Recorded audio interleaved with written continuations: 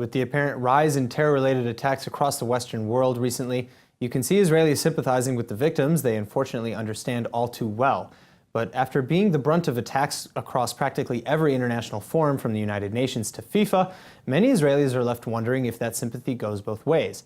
Joining us now in the studio to help answer that question is Ambassador Yosef Livne, former Israeli ambassador to New Zealand. Thank you for coming in again, Ambassador. No, thank you for having me.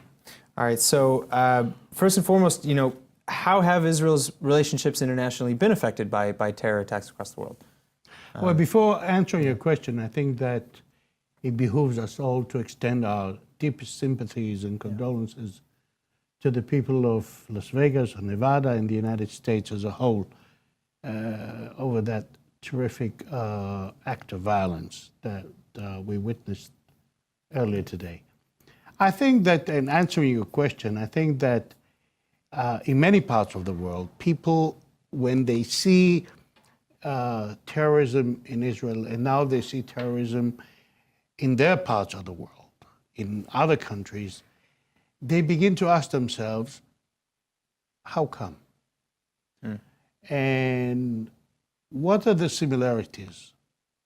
And I think that among some people at least, I don't know if the majority, but at least a good number of people, they say, wait a minute, the Israelis have been suffering from terrorism for so many years. We are now being attacked by similar terrorist groups. Maybe there's something we should do together. Are there, what would you say, just a ballpark guess, the percentage of people who are thinking that versus the people who say, it's apples and oranges? No, I don't think people will say it's apples and oranges. I think that anyone who dwells into the details and sees that you suffer from extremist Islamic terrorist acts in Europe or in other parts, and they know that terrorism in Israel is associated with similar people, then they figure there's something in common. I don't know how many people really look into it so deeply, because it needs analysis. It needs people to say, wait a minute, let's see what's happening. Right, and it would require somebody, that we're assuming that people are already thinking like, hey, let's think about Israel suddenly. Exactly, because what happens is, since we as Israelis, we've been exposed to terrorism for so many years, it almost becomes a second nature for us. When we see terrorist phenomena in other parts of the world, we try to draw parallels, similarities. But that is because our own experience with terrorism has been with us for so many years, for decades, that we are more attuned to it and to the significance and the impact of terrorism. And for some people, certainly in places where terrorist attacks, we're not talking about isolated, but several terrorist attacks, I have no doubt that people start saying, wait a minute, maybe there's something that is similar here.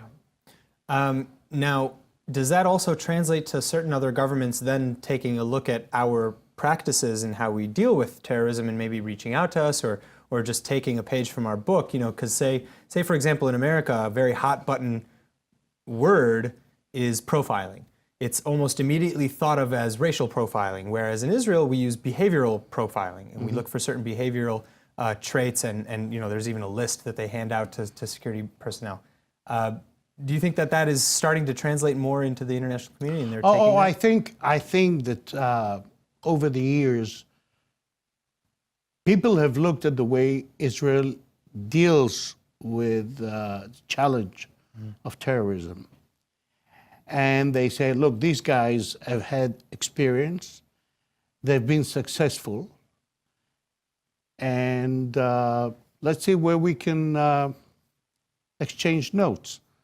Maybe there's something we can learn from the Israelis. And this is something that, people don't go around declaring, we want to learn from your experience. Sure. These are the things that people do rather